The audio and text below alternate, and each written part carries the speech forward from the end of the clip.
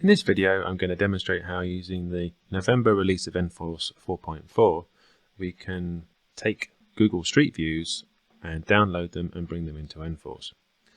Okay, so obviously all of this artwork is owned by Google, if not otherwise stated. So all we're doing is downloading it. We're not reselling this, we're just using an existing Street View, and what we're going to do is we're going to bring it into the software and relocate it more accurately. So here's a Street View. Okay.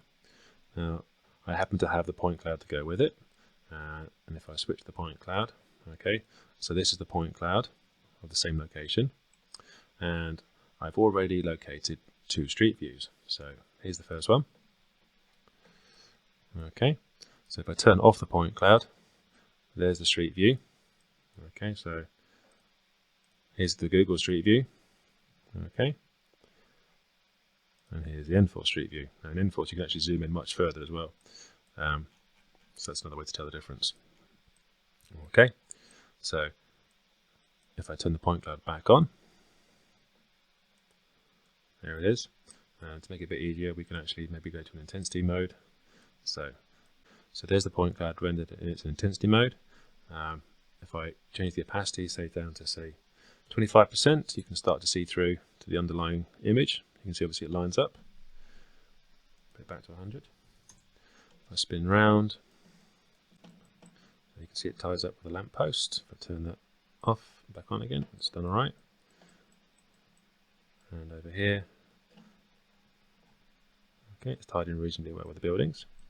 Okay, so that's that location. If I switch to the other location in this point cloud, just right next to it, so we've just moved a bit further up the street now. As you can see, that still ties in well.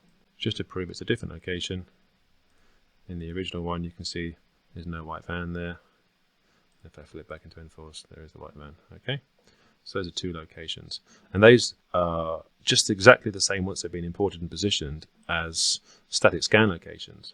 So if I put this back to normal here, and I do show image locations, you get these uplighters as if you were doing static scans of bringing in standard 360 imagery.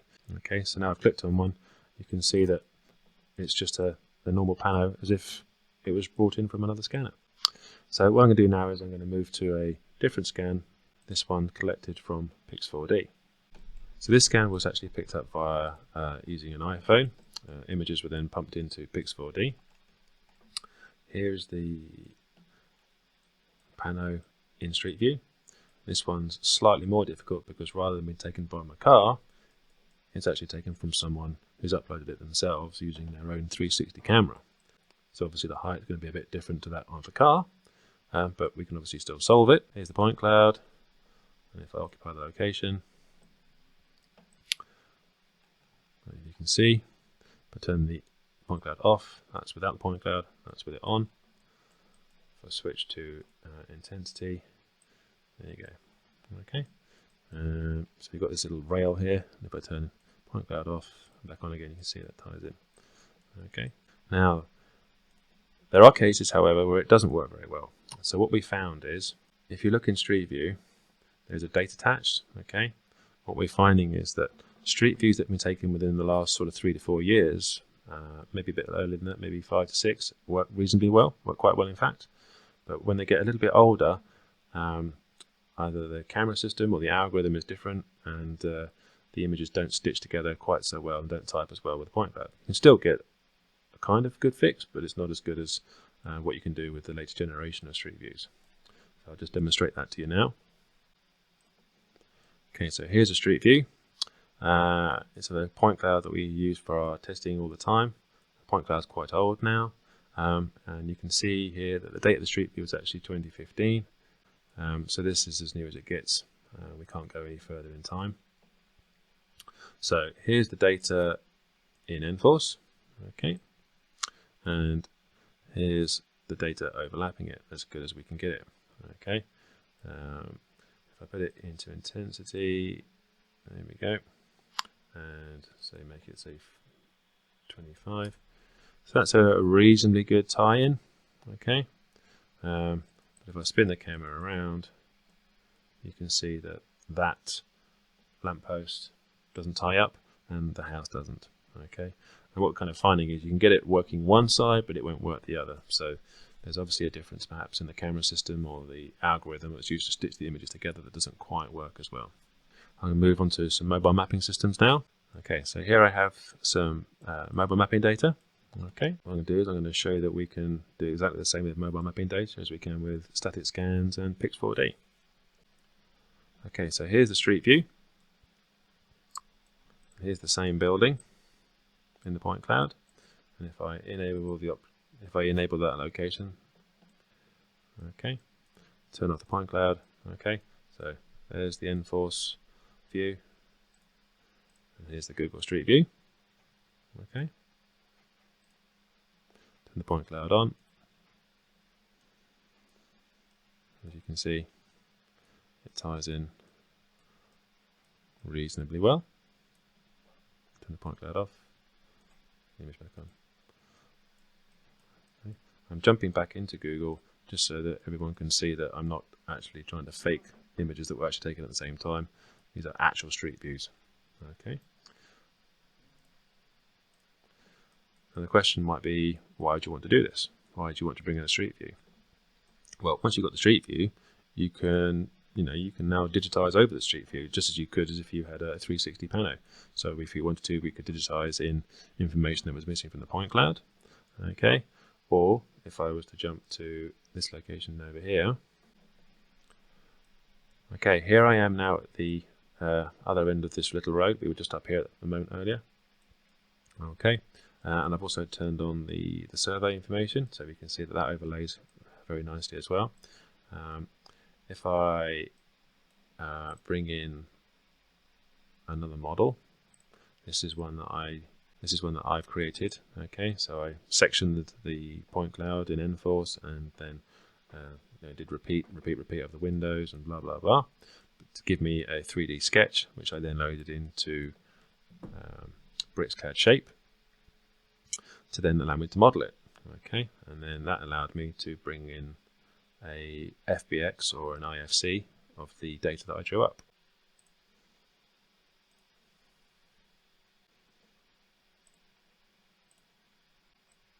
Okay, and there we go.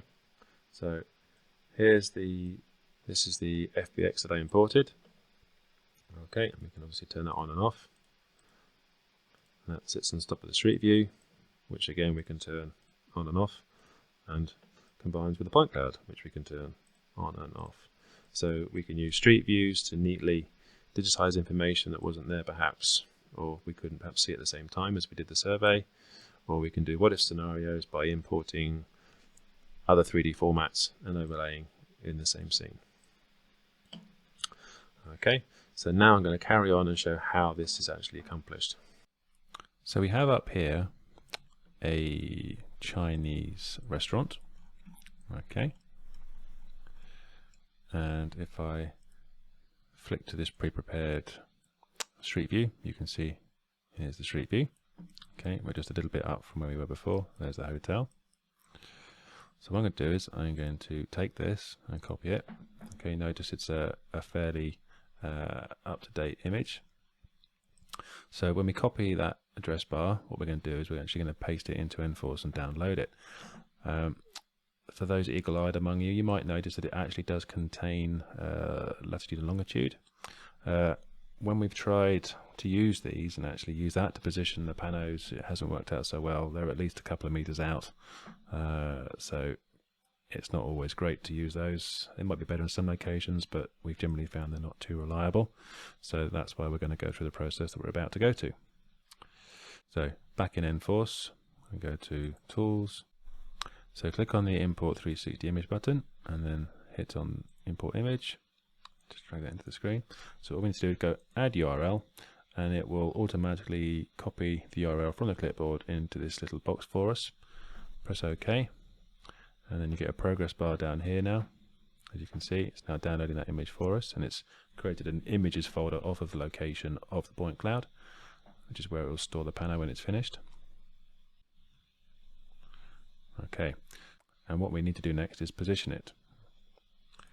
If I go back into this view, okay, So we need to try and line ourselves up with something to kind of guesstimate where we are. So we're in the middle of this lane. Okay. Yours makes no difference. We're mounted on a car, so when we actually position ourselves in a minute, n4ce will add about 2.5 meters to our height, because that tends to be about the height of the camera above the road. We're going to try and line ourselves up with something, but it's usually best to try and pick things that are a bit further away.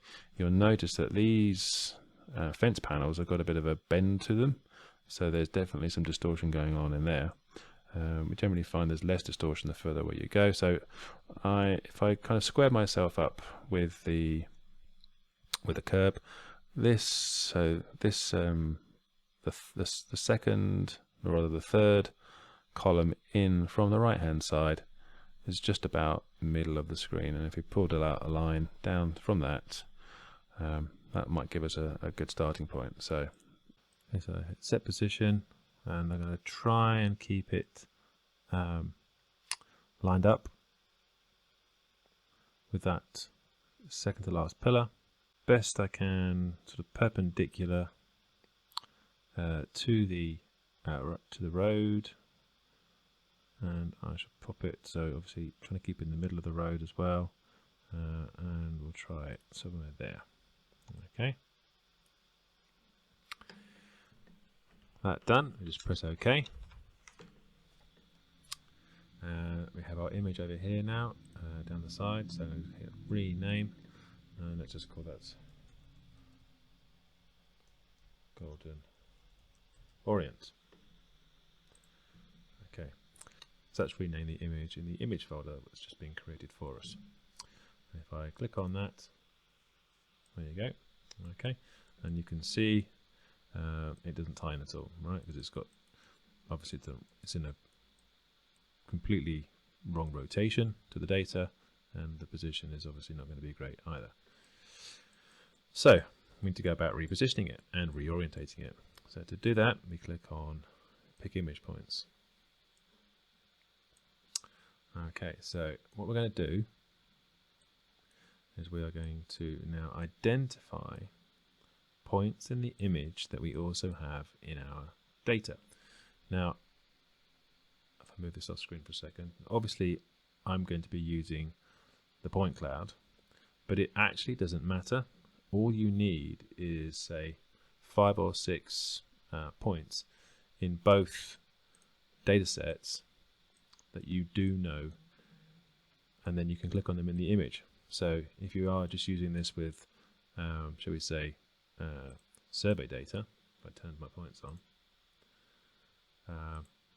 then that would be fine. As long as you have the data as long as you have survey data that you can click on in the image, then it doesn't matter. Okay, I'm going to use a point cloud because obviously that gives me a lot more information to play with. But the point is that we are basically just tallying points in an image to points in the scan. So it's effectively becoming a free station, but we're going to put a lot more points in it to try and give us the redundancy we need to give us an accurate position at the end of the day. So I'll close that location now. Here's the image. Okay, and you can see it's got a little 1 attached to it. So that's going to help us keep track of the locations. As I said before, it doesn't really matter what you pick. You just have to pick the same points. But it does help if the points are further away, just like it would in a resection or a free station calculation. So I'm going to zoom into the corner of this window that I can see quite clearly, and just click on there. There you go, so there's number 1. And let's drop 1. We can see that quite easily as well. So let's click there, and there's number 2. If you make a mistake, just hit backspace and it will go, and you can reposition it.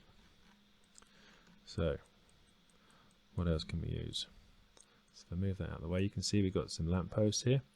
Lampposts generally make pretty good points that we can locate. So just don't forget that when the scanner, especially if it's mobile scanning, it's going to have points on one face of it. So if you are going to use a lamppost, you need to make sure you click sort of the middle of it, not the front of it, because that's not what you're going to be identifying in the image. So that's the center, or that's the middle lamppost here. And I'm just going to click as best I can where the darkness fades to light, which is obviously here, and we'll do that in just a second in that mode. So what else can we click on? Got a central lamppost here, which if I move over, is just here. Okay, so that's that lamppost there, and obviously we've got the back of it here, but again, as long as I pick down the center line of what I'm actually indicating in the image, it doesn't matter. So we'll indicate center line just above the black. Same on this lamppost here by the sign, so let's move that out of the way. So this is where multiple screens comes in really handy, because you can do this much more easily than I am trying to switch back and forth on the same view. So here's that lamppost. Okay, as I said, it's been scanned from the side, but as long as we pick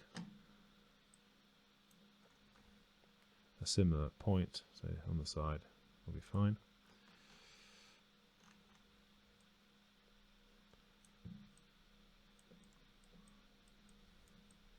So let's keep going.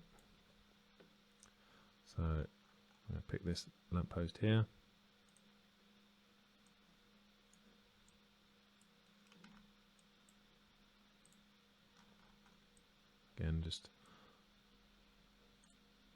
Again, I'm just confirming that we've got the data we need in both. We do. So zoom in, position that. So that's given us 6, which should be enough, but let's have one for luck. Let's use this corner of this window up here. Okay, so just to check we've got that. Come out of here, and then we'll just have a look. Control clicking up here. That'll be the easiest thing to pick. We'll just go for the edge of the window, because I think that'll be the easiest. Say about there. Okay. Obviously, this is not as accurate as a free station as you do with a total station. The whole point of this is to get it close, and we have further tools after this to fine tune it. So we now need to locate these locations in the scan. So it's the 2 top window corners first. So outer corner and that outer corner. So I'll move that over. So move to the correct place. Here we go. So we hit this option here, pick cloud points. Okay, and we have a similar kind of tool, but now we're doing it in the point cloud. All right, so we've identified the locations in the image. Okay, in the image,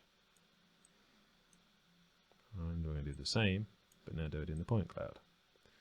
So we'll say point number 1 is there, and point number 2, just to refresh memories,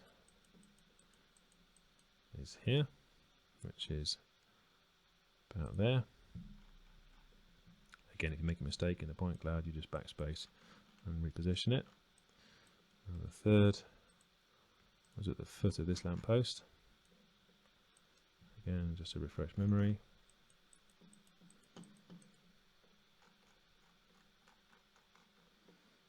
Okay, so move that out of the way.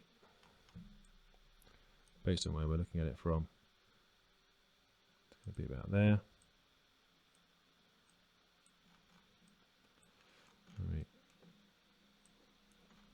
have the lamppost at the end. Let's just dock this, make it life easy for myself. There we go. So control click.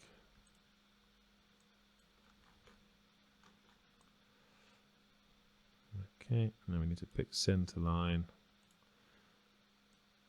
Okay, so that's the wrong point, so it's gone behind, so backspace. I'm just going to change my picking mode from fine to medium. Still missed. Course.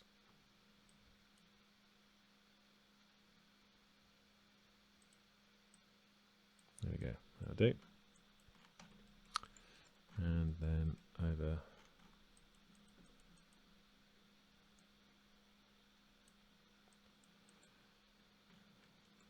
here.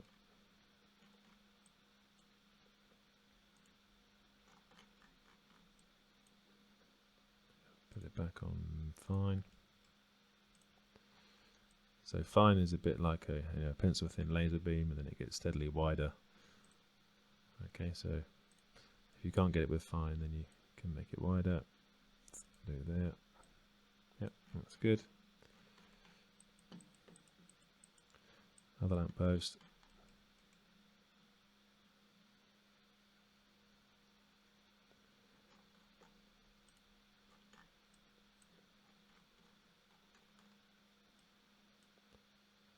Click.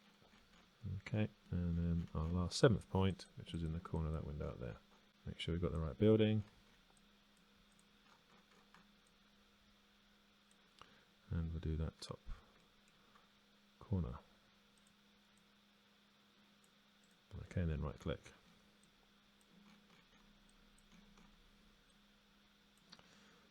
Good, good. So I'll close that one down. So I'm going to open up the golden arrow orient view. So here you can see it's currently not aligned. I'm going to try to expose this section here. So what I need to do is I need to press compute.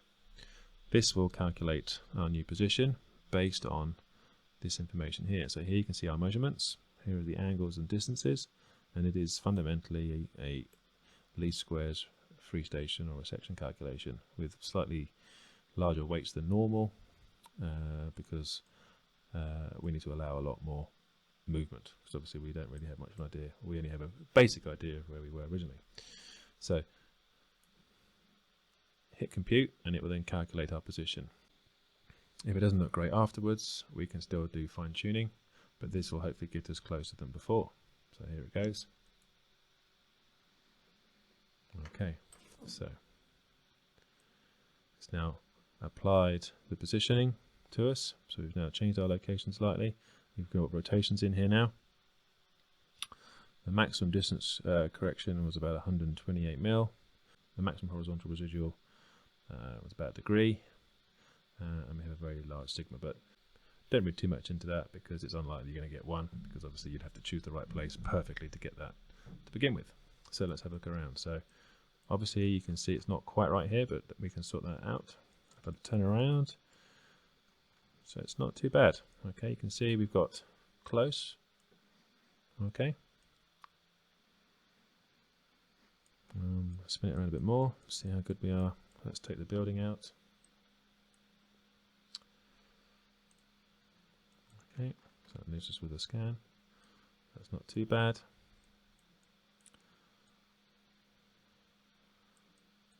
Okay. So, zoom out slightly.